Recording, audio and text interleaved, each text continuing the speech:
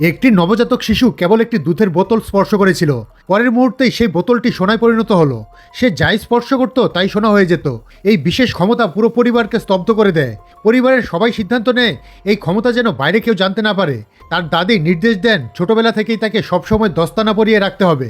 ফলস্বরূপ দীর্ঘ 20 বছর ধরে সেই যুবক কখনো কোনো ঘরের কাজ করেনি, আর বাবার নির্দেশ মেনে সে কখনো দস্তানা খুলেনি।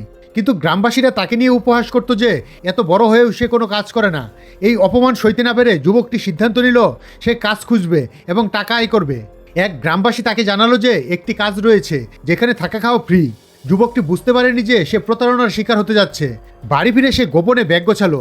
তার মা যখন রুমে ঢুকলেন তখন কেবল তার রেখে যাওয়া একটি চিঠি দেখতে পেলেন।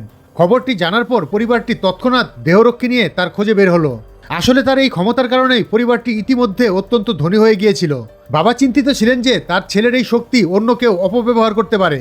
এদিকে সেই গ্রামবাসী যুবকটিকে নিয়ে যায় একটি সন্দেহজনক কারখানায়। সেখানে তাকে বলা হয় দিনে 20 ঘন্টা কাজ করতে হবে আর মাসে মাত্র $1000 বেতন দেওয়া হবে।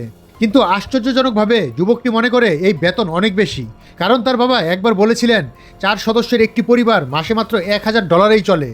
কারখানার মালিক ভাবলো যুবকটি বোকা, তাই কাজ শুরুর আগে তার আঙুলের ছাপ রেকর্ড করতে বলল।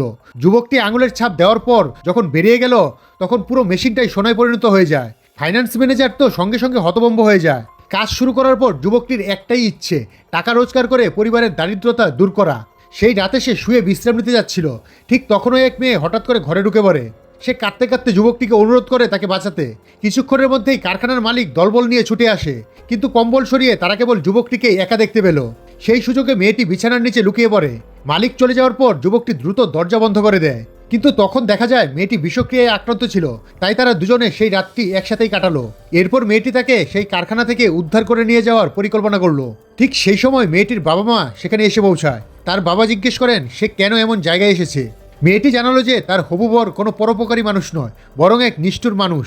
সে আরও বলে যে সে ওই যুবকটিকেই বিয়ে করতে চায়। মেয়েটির বাবা মা তাকে নিজেদের বাড়িতে নিয়ে গেলেন।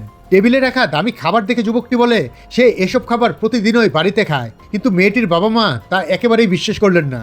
এদিকে যুবকটির পরিবারও তার অবস্থার কথা জানতে পারে এবং দ্রুত মেয়েটির বাড়ির দিকে রওনা হয়। কিন্তু তার আগেই মেয়েটির হবু বর সেখানে পৌঁছে যায়। সে বলে একসময় সবচেয়ে ধনী ব্যক্তি তাকে একজোড়া সিল্কের দস্তানা তৈরির অর্ডার দিয়েছিলেন, কিন্তু এখন সেগুলো এই যুবকটির কারণেই নষ্ট হয়ে গেছে। সে আরও বলে সে যুবকটির আঙুলের ছাপ সংগ্রহ করেছে এবং যাচাই করার জন্য তাকে দস্তানা খুলতে হবে। কিন্তু যুবকটির বাবা তাকে স্পষ্ট নির্দেশ দিয়েছিলেন কখনো দস্তানা খুলবে না। সবাই তখন বিশ্বাস করে যুবকটি একজন চোর। তারা জোর করে দস্তানা খুলে আঙুলের ছাপ মিলিয়ে দেখতে প্রস্তুত হয়, কিন্তু ঠিক সেই মুহূর্তেই মেয়েটির হবু বর হঠাৎ সোনায় পরিণত হয়ে যায়।